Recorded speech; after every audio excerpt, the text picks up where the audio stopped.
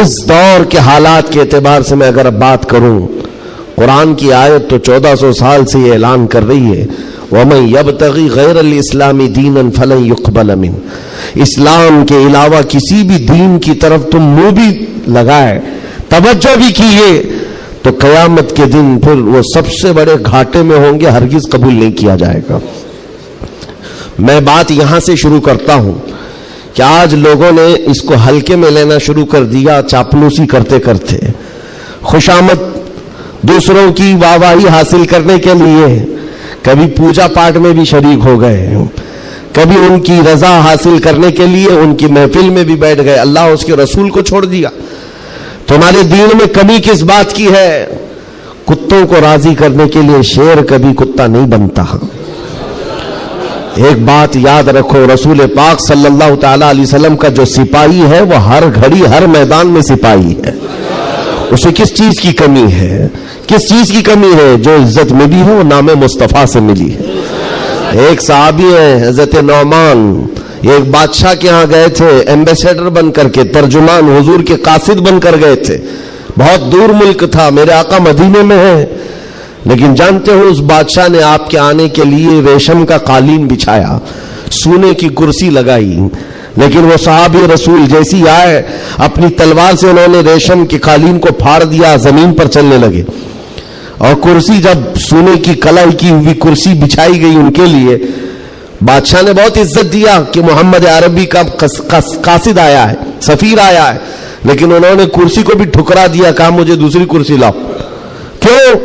صرف اس لیے اس بادشاہ نے پوچھا کہ اتنا زیادہ غرور ہے عرب والوں میں، اتنا زیادہ ایٹیٹیوڈ ہے محمد عربی کے غلاموں میں، ان کے سفیروں میں؟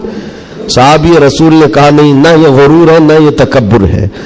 میرے آقا صلی اللہ تعالی علیہ وسلم نے فرمایا ریشم کا استعمال مرد کے لیے حرام ہے، سونے کا استعمال مرد کے لیے حرام ہے، تو میں مدینے میں رہوں تب بھی غلام ہوں، دنیا میں کہیں پر رہوں تب بھی میں غلام ہوں۔ انہوں نے پاس و لحاظ رکھا ہے نسبت رسول کا، تو پھر وقت کے بادشاہوں کو بھی انہوں نے جھکنے پر مجبور کیا ہے۔ کس چیز کی کمی ہے مسلمانوں تمہارے پاس؟ کون سی دولت کی کمی ہے؟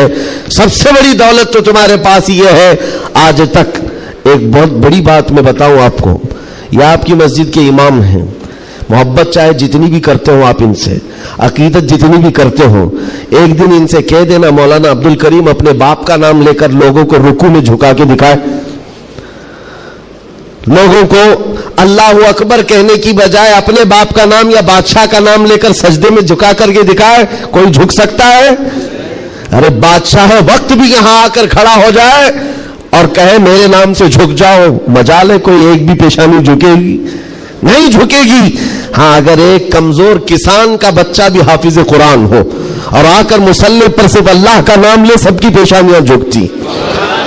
یہ خاصہ ہے اس قوم کا کہ اس قوم کو اگر جھکایا جا سکتا ہے تو صرف اللہ کے نام پر، باقی کسی کے نام پر یہ پیشانی نہیں جھکتی ہے۔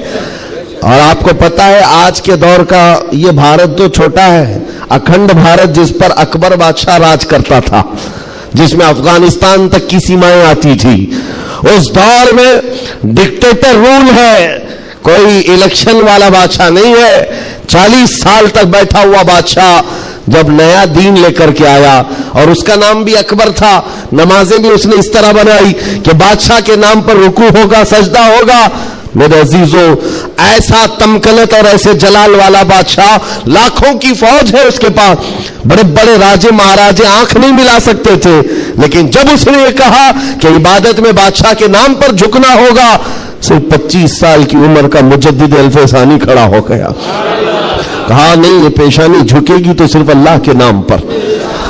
حد ہو گئی میرے عزیزو، بادشاہ وقت جس کے پاس سارا جبر طاقت ہے نہیں جھکا سکا، اور جھکانے کے لیے اس نے ایک بار کیا کیا، دربار میں اتنا چھوٹا سا دروازہ بنایا کہ آنے والا جھک کر کے ہی آئے، جو بھی دربار میں آئے وہ جھک کر، سیدھا آ نہیں سکتا تھا، اتنی چوکھٹ چھوٹی بنا دی۔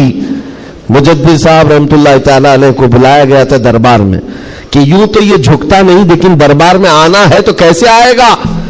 جب وہ قریب پہنچے دیکھا کہ اتنی چھوٹی چوکھٹ بنی ہوئی ہے اور یہاں جانے کے لیے رکوع کی حالت میں جانا پڑتا ہے. وہ اللہ رب العزت کا ایسا بندہ، رسول پاک کا سپاہی، اپنے دین کا محافظ، دیکھتا ہے جانا ہے ٹھیک ہے جائیں گے، لیکن جس وقت داخل ہونا تھا وہ نہ جھکے، نہ ہی رکوع کیا، نہ ہی پیشانی جھکائی، پہلے پیر اندر ڈال دیا، پیر اندر ڈال دیا. جیسے سامنے لوگوں نے دیکھا کہ لوگ پیشانی پہلے اندر ڈال کر کے آتے تھے، اور یہ عالم دین ہے کہ پیر اندر ڈال کر کے آ رہا ہے.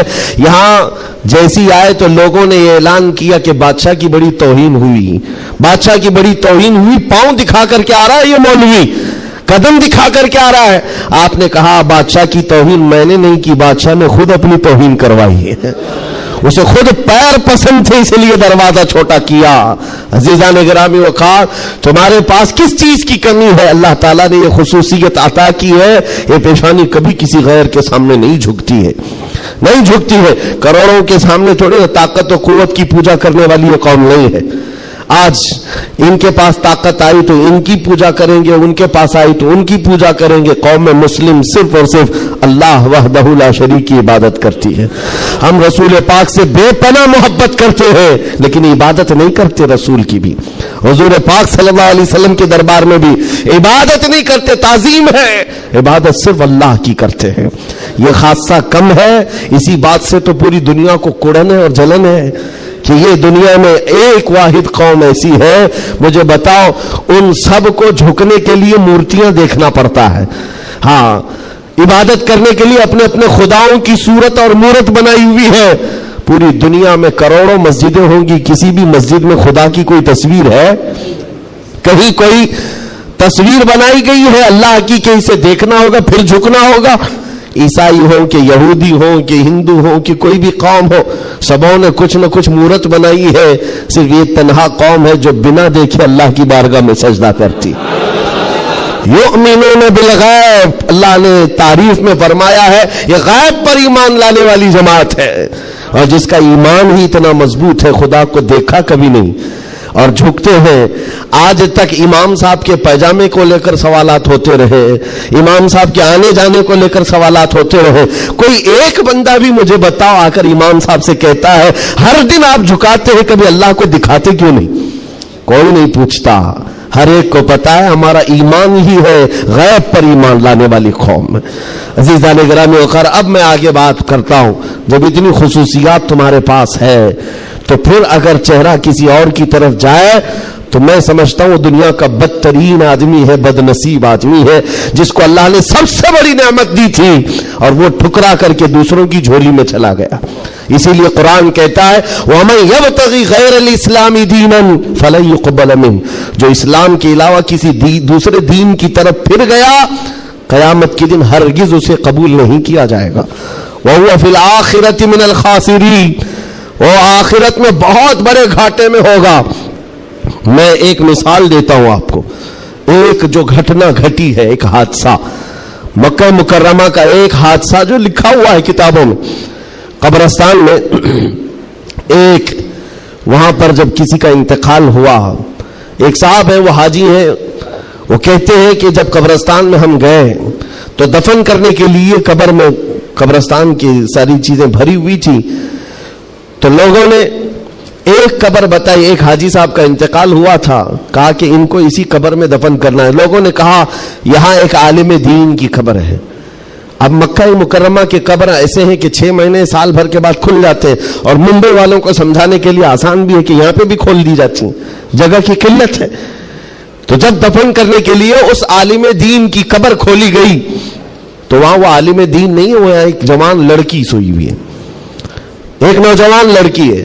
تو جو جنازے میں آئے ہوئے تھے ان میں ایک حاجی نے کہا میں تو اس لڑکی کو پہچانتا ہوں، یہ عرب کی نہیں، یہ مکہ کی نہیں، یہ فرانس کی رہنے والی اور کرسچن لڑکی ہے، یہ عیسائی لڑکی ہے. کہا یہ کیسے ہو سکتا ہے، ناممکن ہے. گھر سارے لوگوں کو جو خبر تھی وہ ایک اچھے عالم دین کی قبر تھی، یہاں ایک دوسری لڑکی کیسے دفن ہے. تو یہ ہنگامہ ہوا، بات پھیل گئی.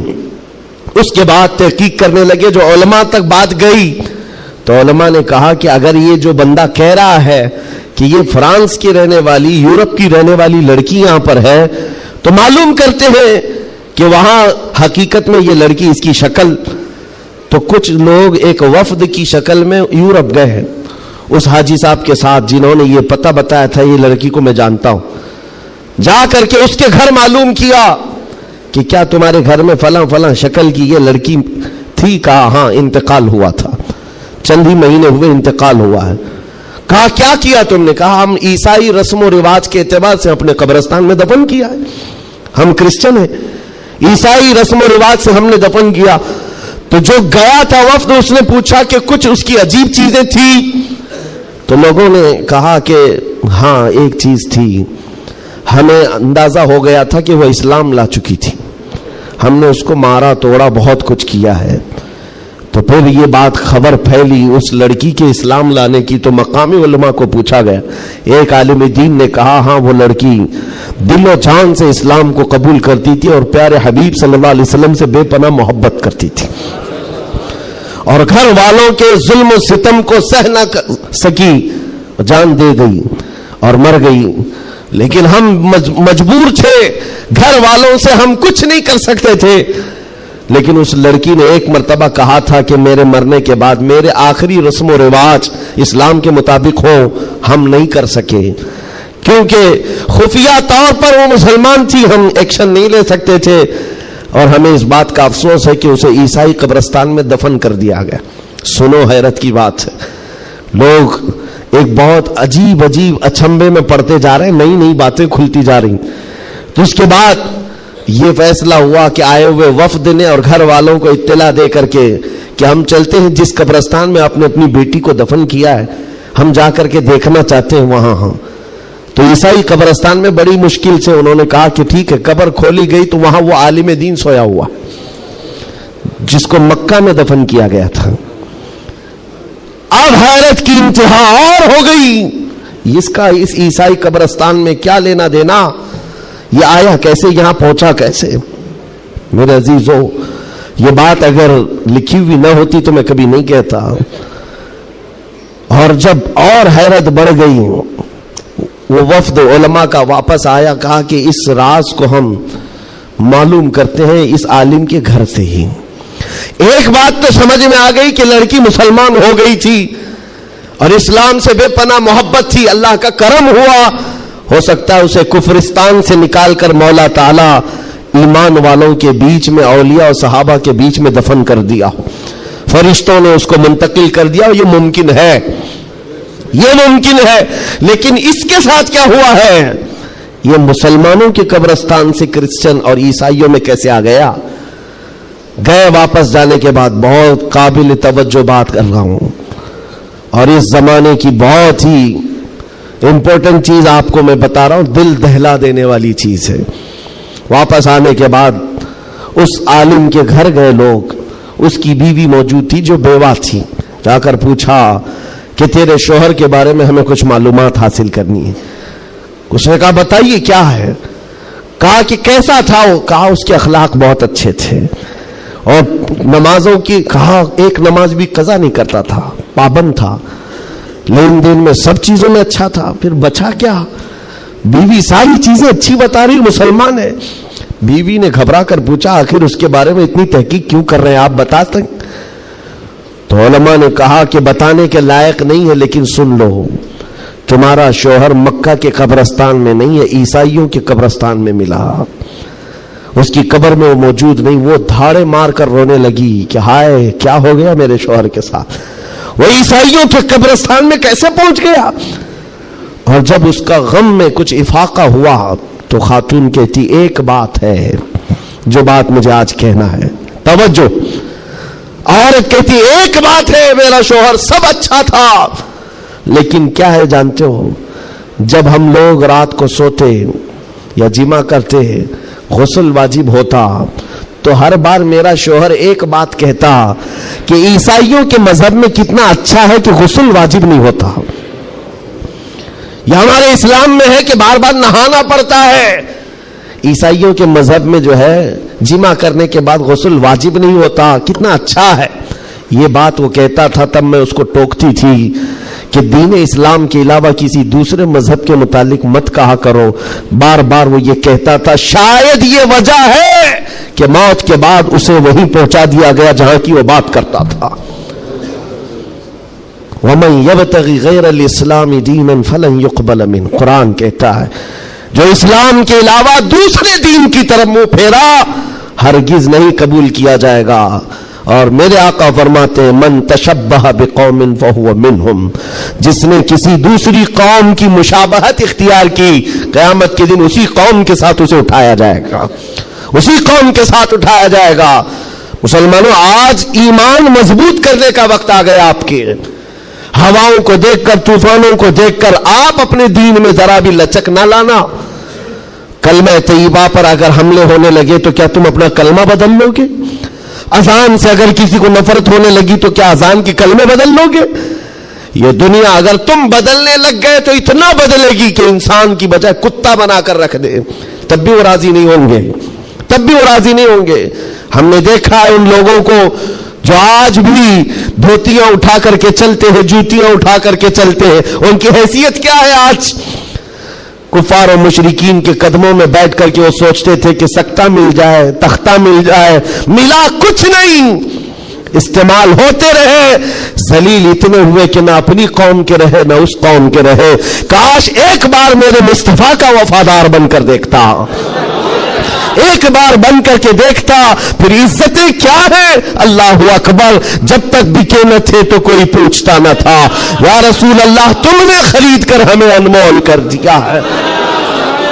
حضور کے قدموں میں جو عزت ہے وہ کہیں نہیں مل سکتی. تخت کے لیے, سکتے کے لیے جو لوگ اپنا مشن بھول گئے, اپنا دین بھول گئے, اپنا ضمیر بیچ لیے, میرے عزیزوں بہت بڑے گھاٹے میں ہیں, بہت بڑے گھاٹے میں ہیں.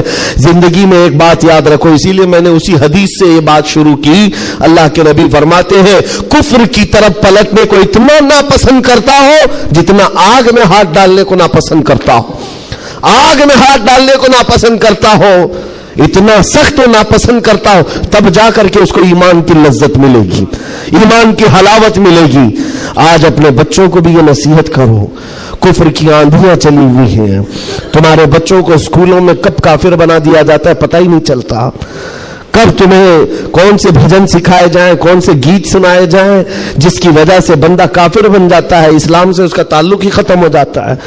اپنے بچوں کو اس بات کی تو تلقین کر کے جاؤ بیٹا ہر چیز قربان کی جا سکتی ہے لیکن ایمان کا سودا نہیں ہوتا, ایمان کا سودا نہیں ہوتا.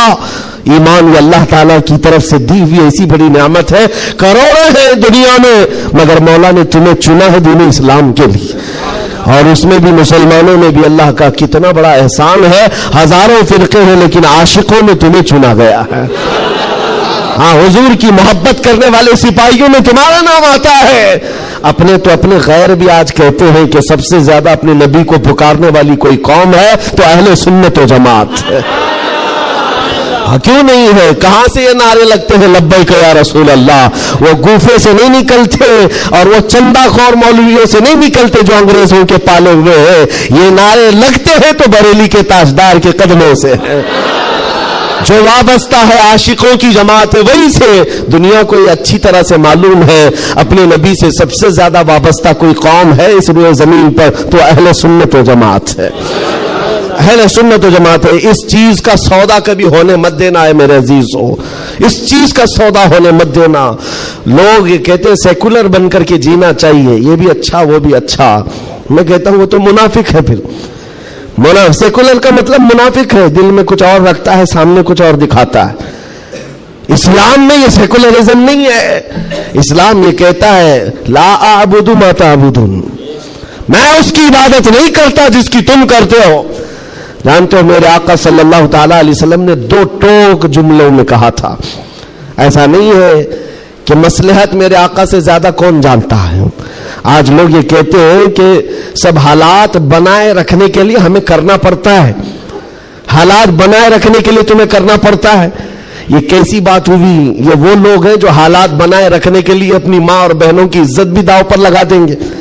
جب درندہ کوئی ڈاکو اس کو خوش کرنا ہو تو کیا تم اپنی عورتوں کا سودا کر سکتے ہو؟ غیرت مر گئی ہوگی ایسے بندے کی. हुजूर पाक के पास मुशरिकीन आए। ये आपको मैं बता देता हूँ, कुल या अय्युहल काफिरून ला अअबुदु मा तअबुदून। ये सूरह पढ़ते हैं कि नहीं पढ़ते नमाज में? कब नाजिल हुई थी आपको बता दूं, ये सूरह कब नाजिल हुई? हुजूर पाक सल्लल्लाहु अलैहि वसल्लम के पास मुशरिकीन मक्का आए और कहा, ऐ मोहम्मद सल्लल्लाहु अलैहि वसल्लम, एक काम करें, आप हमारे खुदाओं को बुरा भला मत कहिए, हम आपके दीन में आ जाएंगे, इस्लाम पर हम भी थोड़ा थोड़ा अमल करेंगे, लेकिन जिनकी हम पूजा करते हैं ना, इबादत करते हैं, उनको कुछ मत कहिए। हुजूर पाक ने फरमाया, जो शिर्क है मैं उसको शिर्क कहूंगा। अल्लाह के सिवा कोई दूसरे की इबादत है ही नहीं, और इस बात का मैं ऐलान करूंगा, हुजूर आए ही है शिर्क को खत्म करने। हुजूर ने फरमाया, ये नहीं हो सकता। तो फिर ऑप्शन दूसरा मुशरिकीन की तरफ से कहा, एक काम करते हैं, एक साल आप हमारे खुदाओं की इबादत करें, एक साल हम आपके खुदा की इबादत करेंगे। हाँ, आधा आधा करेंगे। आज बहुत सारे लोग अगर ये करने की कोशिश कर रहे हो तो सुन ले, आधा आधा करेंगे, हम भी आपके यहाँ जाएंगे, आप भी हमारे यहाँ आएंगे। हुजूर पाक सल्लल्लाहु ताला अलैहि वसल्लम ने फरमाया, हरगिज नहीं हो सकता, तुम चांद और सूरज मेरे हाथ में लाकर रख दो, मैं उसकी इबादत नहीं करता जिसकी तुम करते हो, मैं पालनहारे हकीकी की इबादत करता हूं। आखिरी ऑप्शन जानते हो क्या किया था, क्या दिया था उन्होंने? मुशरिकीन ने कहा, चलो मोहम्मद सल्लल्लाहु अलैहि वसल्लम, आप ये भी नहीं मानते वो भी नहीं मानते, तो कम से कम इतना करो कि सिर्फ और सिर्फ हमारे खुदाओं पर एक बार हाथ रख दो, बस छू करके चले जाओ। नबी पाक सल्लल्लाहु अलैहि वसल्लम से सिर्फ इतना तकाजा था उनका कि आप हाथ लगाकर चले जाएं। यहां तो सर झुकाने वाले भी मौजूद हैं, हाथ लगाकर चले जाएं। नबी पाक सल्लल्लाहु अलैहि वसल्लम जलाल में कहा, हाथ लगाने की बात, बल्कि मैं तो नजर भी उठा कर ना देखूं, नजर भी उठा कर ना देखूं। तब अल्लाह ताला ने पूरी सूरह नाजिल फरमाई, कुल या अय्युहल काफिरून ला अअबुदु मा तअबुदून। ऐ महबूब आप फरमा दे, ऐ काफिरों, मैं उसकी इबादत नहीं करता जिसकी तुम इबादत करते हो। ये दो टोक जुमलों में कहा गया है। और हालात ऐसे भी हुए मेरे अजीजों, चमत्कार को लोग आज कहते हैं ना, जो भी चमत्कार होगा उसकी पूजा होती है, अजीब व गरीब चीज दिखे तो लोग उसको एक अफवाह के शक्ल में ऐसा बनाते हैं जैसे उसका अकीदा बन जाए। हुजूर पाक सल्लल्लाहु ताला अलैहि वसल्लम के जमाने में सहाबा को रुझाने के लिए क्या क्या नहीं किया गया मक्का मुकर्रमा में। ये हालात आएंगे, इसलिए मुझे ये गुफ्तगू करनी पड़ रही है ताकि तुम अपने ईमान पर मजबूत रहो। ईमान नहीं तो कुछ भी नहीं है। तुम्हारे दूसरे गुनाह तो माफ कर दिए जाएंगे, कुफ्र और शिर्क हरगिज नहीं माफ होता। इन्नल्लाह ला यगफिरु अन युशरक बिही व यगफिरु मा दून ज़ालिका लिमन यशा। रब ताला फरमाता है, शिर्क को अल्लाह हरगिज माफ नहीं करेगा, उसके अलावा जो भी है अल्लाह माफ फरमाएगा। ईमान जरूरी है। सहाबा का ईमान खत्म करने के लिए क्या किया गया? इत्तेफाक ऐसा हुआ कि मक्का में एक भगवान बोलने लग गया। हाँ, पत्थर की मूर्त थी और पुजारी बैठा हुआ था। अचानक पत्थर जो है बात करने लग गया और बात कर रहा है। जाहिर सी बात है, ये अजीब गरीब चीज है ना, ये उस दौर में है। हाँ, उस दौर में मट्टी से बनाए हुए उनके माबूद नहीं होते थे, वो पत्थर को तराश करके बनाते थे। और मैं कह रहा हूं हकीकत में बोल रहा था, ऐसे नहीं है कि इधर से दूध पिला रहे हो उधर से पानी निकल रहा हो, वो वाला सिस्टम नहीं है, बल्कि हकीकत में पत्थर बात कर रहा था तब। और बात कर भी क्या रहा है? हुजूर पाक सल्लल्लाहु ताला अलैहि वसल्लम को झूठा कह रहा है। नौजुबिल्लाह, माज़अल्लाह रब्बिल आलमीन। हुजूर की शान में गुस्ताखी कर रहा पत्थर। अब तो वारे नहीं आ रहे उनकी खुशियों से उछल कूद पर कि देखो अब हमारा खुदा बोलने लग गया। सबसे बड़ी दलील है, लोगों को बुलाने लग गए। वाकई बोल रहा था। लोग चमत्कार देखते हैं तो सर झुका लेते हैं, अरे हकीकत है, पत्थर बोल रहा है, पत्थर बोल रहा है। सब आए, जमा होने लगे। मक्का का एक बड़ा जम्मे गफीर था, तो सहाबा को भी बुलाया गया। देखो आओ, हमारे खुदाओं को झुटलाते हो, बात कर रहा है खुदा, और तुम जिस नबी की बात करते हो उस नबी को झुटला रहा है। ये हकीकत में खुदा है। तुम कहते थे ना कुछ नहीं कर सकता, बोल रहा है। सहाबा गए, अब इनके पास क्या थी? सहाबा देखकर आए हुजूर की बारगाह में, कहा या रसूल अल्लाह सल्लल्लाहु अलैहि वसल्लम, गजब हो गया, उनका खुदा तो बोल रहा है। हुजूर ने उस पर कोई ज्यादा रिएक्शन नहीं दिया। कहा क्या बोल रहा है? کہا یا رسول اللہ سننے کے لائق نہیں, آپ کی شان میں گستاخیاں کہہ رہا ہے, جملے بک رہا ہے. کہا کون؟ پتھر. حضور نے فرمایا ہاں. حضور نے پوچھا پتھر؟ صحابہ نے کہا ہاں یا رسول اللہ. حضور نے فرمایا چلو ہم بھی سنتے ہیں, ہم بھی چلتے ہیں, جا کر دیکھیں گے. نبی پاک صلی اللہ تعالی علیہ وسلم تشریف لائے صحابہ کے ساتھ. صحابہ اکرام رضوان اللہ تعالی علیہم اجمعین بھی ساتھ میں ہیں. جب نبی کریم صلی اللہ تعالی علیہ وسلم وہاں قریب پہنچے تو وہ جو بت بول رہا تھا, بعد میں کر لے سکتے نا, جب وہاں پر حضور اکرم صلی اللہ تعالی علیہ وسلم پہنچتے ہیں تو دیکھا وہ بت خاموش ہو گیا, اب نہیں بول رہا ہے, چپ ہو گیا ہے. حضور آتے ہیں, پجاری سے پوچھتے ہیں بہت اعلان کر رہے تھے, کہاں ہے, کیا بول رہا تھا؟ کہا بول تو رہا تھا, صبح سے بول رہا تھا, ابھی چپ ہو گیا. حضور پاک نے فرمایا میں بھی سننے کے لیے آیا ہوں. اب وہ پاؤں میں گر پڑا پجاری, کس کے؟ خدا کے. ارے ہمارے خدا بول تو دو ایک بار, جو صبح سے بول رہے تھے دوبارہ بولو, صبح سے بول رہے تھے دوبارہ بولو, کیونکہ اب ذلت تھی, اب چپ ہو گئے, اب نہیں بول رہا ہے. لوگ جو کھڑے تھے وہ بھی گواہی دے رہے نہیں سچ میں بول رہا تھا, ہم نے بھی سنا, ہم نے بھی سنا. حضور پاک صلی اللہ تعالی علیہ وسلم نے اس پجاری کو ہٹایا اور کہا ہٹو, میں پوچھتا ہوں کیا بول رہا تھا. حضور پاک صلی اللہ تعالی علیہ وسلم قریب آئے, پتھر سے کہا کیا بول رہا تھا, بول. پتھر بولنے لگا اشہد ان لا الہ الا اللہ واشہد ان محمدا عبدہ ورسولہ, گواہی دیتا ہوں کہ اللہ کے سوا کوئی معبود نہیں, گواہی دیتا ہوں کہ محمد اللہ کے رسول ہیں صلی اللہ علیہ وسلم. میرے آقا نے فرمایا یہی بول رہا تھا. اب تو اوندھے منہ گر گئے نیچے, کہا یہ نہیں بول رہا تھا. لیکن اب حضور پاک صلی اللہ تعالی علیہ وسلم نے پوچھا بتاؤ کیا اس کی اس بات پر ایمان لاتے ہو, جو یہ کہہ رہا ہے اس پر ایمان لاتے ہو؟ پجاریوں نے اعلان کیا اور واویلا مچا, نہیں محمد نے جادو کر دیا صلی اللہ علیہ وسلم. نعوذ باللہ. جب بات نہ بن پڑے, کیسا خدا ہے جس پر بھی جادو چلتا ہے, خدا کے اوپر بھی جادو چل گیا ہے تو پھر باقی بچا کیا ہے. حضور پاک صلی اللہ تعالی علیہ وسلم واپس تشریف لائے. ایسا ہو سکتا ہے. اب آپ کو میں بتاتا ہوں حقیقت کیا ہے. اگر تمہاری زندگی میں کبھی کوئی بولنے لگ جائے تو ایمان سے ہاتھ مت دھونا. ہاں کوئی جھاڑ بھی بولنے لگ جائے, درخت بول لے, پتھر بولنے لگ جائے, تو تمہیں پہلے سے میں بتا رہا ہوں ایمان سے ہاتھ مت دھونا. ہو سکتا ہے یہ چیزیں ہو. اب تو کرنٹ کا زمانہ ہے, بیٹری لگا کر کے کچھ بھی بولا جائے, لیکن اس دور کی بات کر رہا ہوں جب کوئی بیٹری اور سیل نہیں تھی. اب تو گڈی گڑیا بھی بولتی ہیں. اس دور میں کیا ہوا کیا تھا, پتھر بولا کیسے. نبی پاک صلی اللہ تعالی علیہ وسلم واپس تشریف لے جا رہے تھے, بیچ راستے میں میرے آقا کھڑے ہو گئے.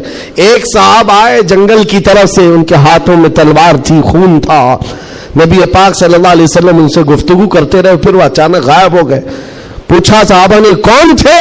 حضور فرماتے ہیں وہ جنات میں سے میرے ایک صحابی ہیں, جنات میں ایمان لائے ہوئے. حضور سے پوچھا صحابہ نے کیا معاملہ ہے؟ کہا اس میرے صحابی نے خبر دی کہ ایک مشرک اور کافر جن تھا جو پتھر میں جا کر کے بول رہا تھا, پتھر میں جا کر وہ بول رہا تھا, جن کی آواز تھی اور کافروں کو لبھا رہا تھا, آپ کے خلاف بول رہا تھا. اور ہمیں یہ خبر ملی, ہم اپنے محلے میں بیٹھے تھے, جنات کے بھی محلے ہیں, آبادیاں ہیں, سب ہیں. وہ جن صحابی کہتے مجھے خبر ملی کہ ایک گستاخ ایک کافر پتھر میں گھس کر آپ کے خلاف بول رہا ہے. اسی وقت میں تلوار لے کر کے نکلا, اور جس وقت آیا تو اتفاق تھا کہ آپ بھی وہاں پر تشریف لائے ہوئے تھے. میں آپ کے آنے سے پہلے اس کا قتل کر چکا تھا, اور جب آپ نے فرمایا پتھر کو بول, کیا بول رہا تھا, تب میں نے کہا تھا اشہد ان لا الہ الا اللہ.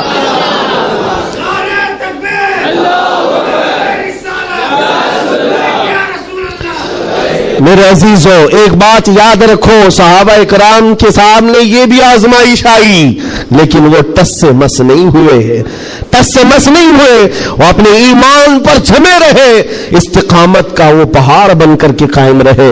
آج ضرورت اس بات کی ہے میرے عزیزو, حالات اس طرح کے اگر بن جائیں, دنیا چمتکار دکھانے لگ جائے, تو اپنے ایمان سے ہاتھ مت دھو بیٹھنا. وہ دیکھو ابھی سوشل میڈیا پر ایک چھوٹا دجال بھی آیا, چٹیاں لے لے کر کے بتاتا رہتا ہے. چھوٹا دجال. بڑا دجال آنا باقی ہے جو پانی برسا کے بھی دکھائے گا, سبزہ اگا کر کے بھی دکھائے گا, اور ایک آدمی کو مار کر زندہ کر کے بھی دکھائے گا. یہ حدیث پاک میں ہے. تم ابھی چھوٹے دجالوں پر بک گئے تو بڑے دجال کے ساتھ کیا ہوگا؟ اس لیے آج جمے رہو. ارے چٹیاں یہ تو بہت پرانی بات ہے, پھینکو پیٹ پیچھے, کہو ہمیں ہمارے نبی نے بڑے دجال کے لیے بھی پہلے سے تیار فرمایا.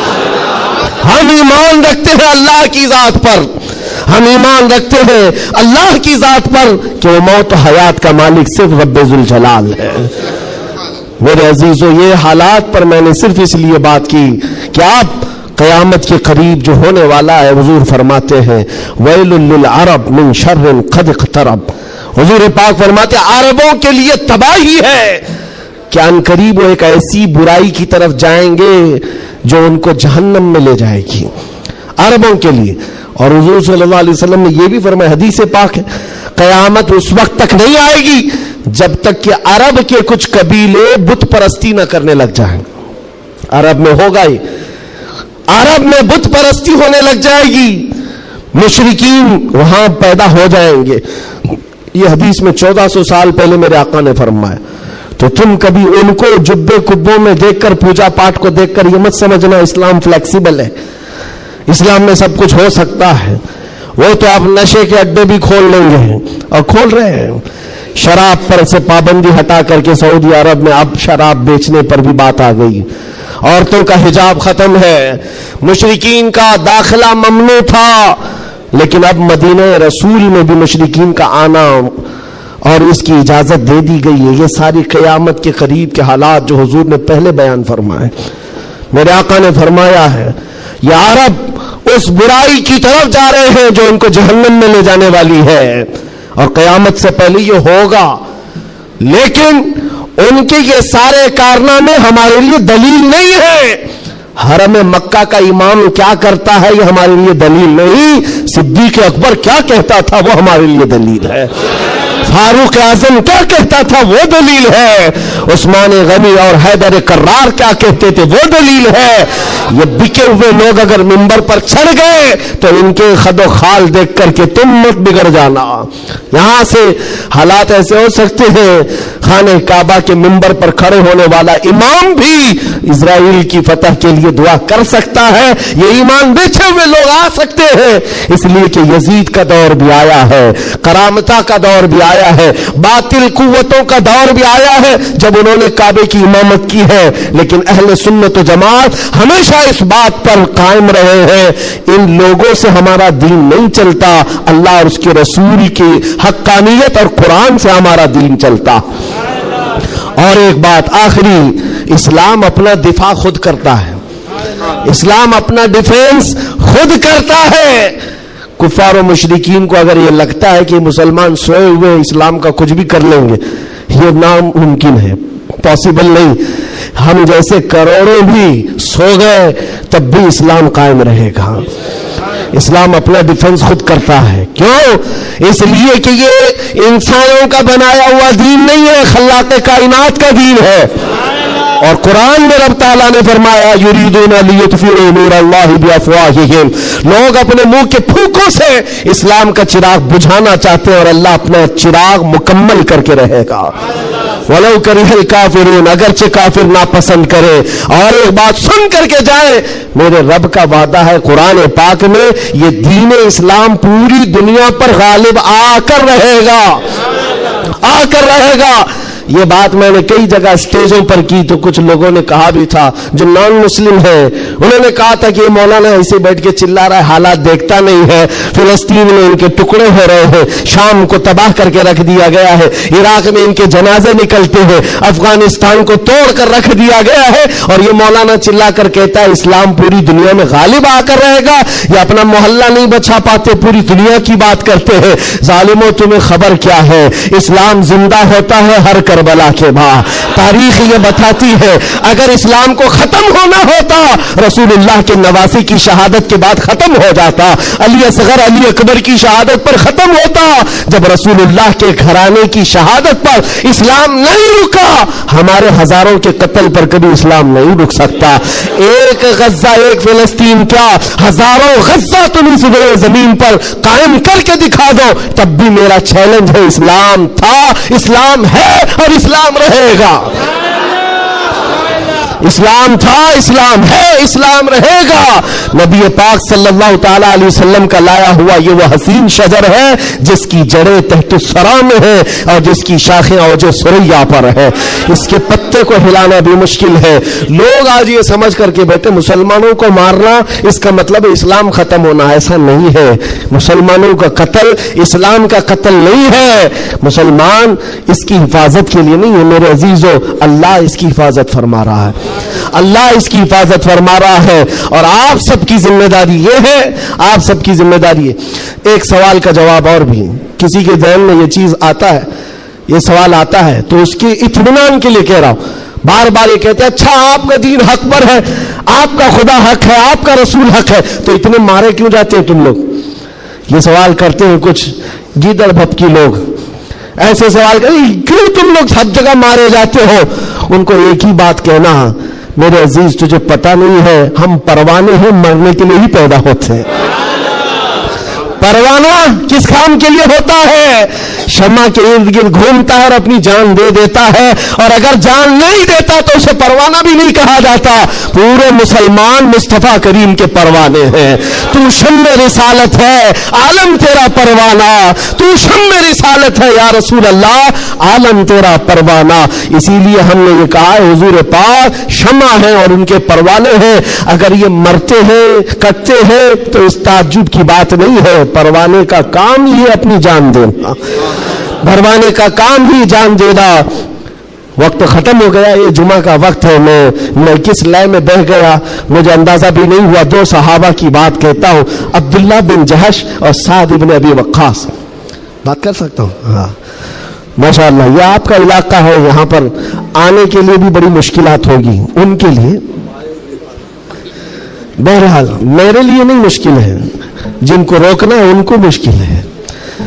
دو صحابہ ہیں عبداللہ بن جہش اور سعد بن ابی وقاص, بڑے گہرے یار تھے, ایک دوسرے کے ساتھ بڑی ان کی جمتی تھی.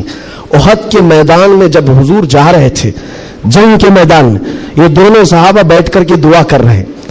بس میں اس پر ختم کر دوں گا میرے عزیز. دونوں ساتھی ہیں, دعا کر رہے ہیں, مصلی بچھائے. سعد بن ابی وقاص کہتے ہیں عبداللہ بیٹھ, میں دعا کرتا ہوں تو آمین کہنا. عبداللہ بن جہش کہتے ٹھیک ہے, تیری دعا کے بعد میں دعا کروں گا, تم آمین کہنا. دوسرے دن جنگ ہے.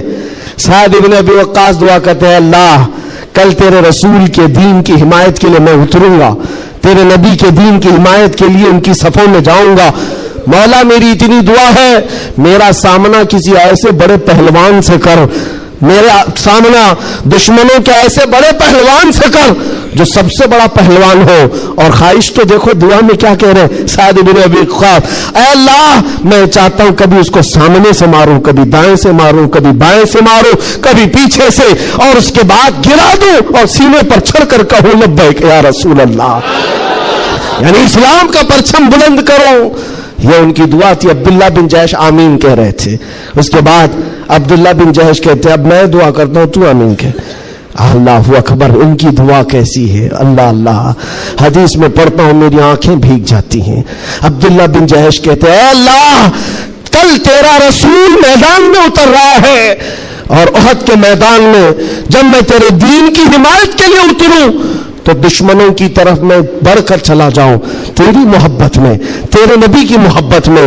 کبھی کوئی دشمن مجھے سامنے سے مارے, کبھی دائیں سے مارے, کبھی بائیں سے مارے, کبھی پیچھے سے مارے, اور تیرے محبت میں مولا, تیرے رسول کی محبت میں ہر جگہ سے زخم کھاؤں اور پھر میں شہید ہو جاؤں اسلام زندہ باد کہتے ہوئے, اسلام کی بلندی کا نعرہ لگاتے ہوئے شہید ہو جاؤ. ایک مارنے کی دعا کر رہا ہے, ایک مرنے کی دعا کر رہا ہے. یہ رسول اللہ کے پروانے ہیں.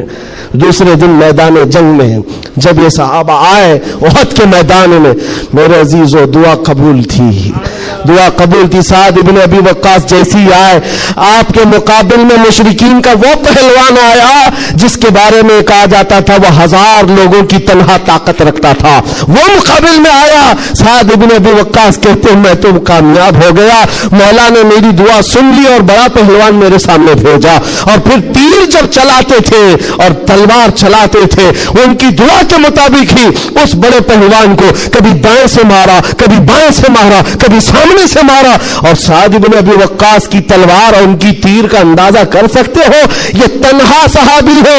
जब तीर चलाते थे मेरे आका पीछे से कहते थे बियादी अंत व उम्मी इल्मी या साद, ऐसा तीर चला मेरे माँ बाप तुझ पर कुर्बान हो। सारी दुनिया कहती या रसूल अल्लाह मेरे माँ बाप आप पर कुर्बान, लेकिन अल्लाह का रसूल कहता है ऐसा तीर चला मेरे माँ बाप तुझ पर कुर्बान। अब फिर तीर की ताकत का अंदाजा क्या होगा। ढेर हो गया दुश्मन, ढेर हो गया बड़ा पहलवान, सीने पर चढ़ कर कहा इस्लाम था, इस्लाम है, इस्लाम रहेगा। मेरे अजीजों, उसके बाद जब जंग का खात्मा हुआ शाम के वक्त, ये जंग शिकस्त में बदल गई थी। पहले फतह हुई, फिर शिकस्त हुई, 70 सहाबा शहीद हुए। साद इब्न अबी वक्कास वो ढूंढते रहे मेरा जिगरी यार कहाँ है, अब्दुल्ला बिन जहश कहाँ है, अपना जिगरी यार जिसके साथ उठते बैठते, जिनके साथ बैठकर लंबी बातें होती थी। ढूंढने पर निकले तो किसी ने कहा तुम्हारा जिगरी यार तो शहीद हो गया, शहीद हो गया। हजरत साद इब्न अबी वक्कास के दिल पर लगी बात, जिसका गहरा दोस्त इंतकाल कर जाए उसकी दुनिया इधर से उधर हो जाती है। साद इब्न अबी वक्कास कहते मैं देखना चाहता हूं मेरे जिगरी यार को। ढूंढते हुए आए, लोगों ने कहा अब्दुल्ला बिन जहश को मानना पड़ेगा, ऐसा लड़ा कि नरगे में चला गया। साद इब्न अबी वक्कास पूछते क्या हुआ इनके साथ। लोगों ने रोते हुए कहा अब्दुल्ला बिन जहश को लोग दाएं से भी मार रहे थे, बाएं से भी मार रहे थे, सामने से भी मार रहे थे, पीछे से भी मार रहे थे, मारते मारते शहीद किया। उनके जिस्म के 80 टुकड़े कर दिए थे, 80 टुकड़े। उनके टुकड़ों को रस्सी में पिरोकर काफिरों ने हार बनाकर पहन लिया। हजरत साद इब्न अबी वक्कास करीब आते हैं और जिस्म के उनके टुकड़े जमीन पर गिरे हुए थे, जो गर्म गोश्त था उठाया। साद इब्न अबी वक्कास कहते अब्दुल्ला तू मुझे छोड़कर चला गया, लेकिन कल रात हमने दुआ की थी, अल्लाह ने मेरी दुआ भी कबूल की, तेरी दुआ भी कबूल की। सुनो ऐ मुसलमानों, साद इब्न अबी वक्कास कहते हैं मैंने जो दुआ की थी अल्लाह ने वो कबूल किया, बड़ा दुश्मन मेरे सामने लाया, और तूने जो दुआ की थी अल्लाह ने वो भी कबूल किया। मगर कसम रब्बे जुल जलाल की, ऐ अब्दुल्ला मेरी दुआ से तेरी दुआ कई दर्जे अफजल है, इसलिए कि मारने की बात अलग है, हुजूर की मोहब्बत में मर जाने का मजा अलग होता है। जान है इश्क मुस्तफा रोज फजू करे खुदा, जिसको हो दर्द का मजा नाज़े दवा उठाए क्यों, फिर के गली गली तबाह ठोकरे सबकी खाई क्यों, दिल को जो अक्ल दे खुदा तेरी गली से जाए।